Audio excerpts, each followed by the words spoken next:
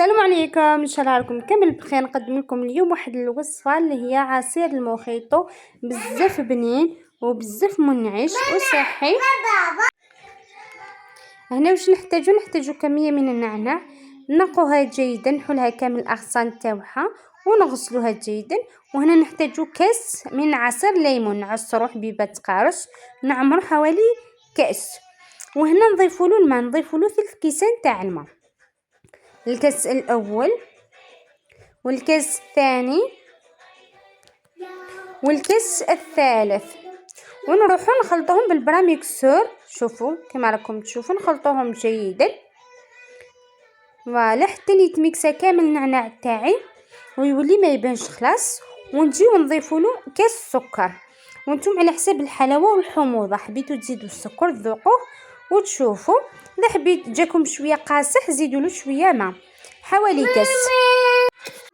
وهنا نكملو كما قلت لكم نميكسيوه جيدا بالبراميكسور حتى يتخلط كامل. هنا برك بدلت الاناء فقط، هذا هو الاناء اللي يساعدني باش نرحي فيه.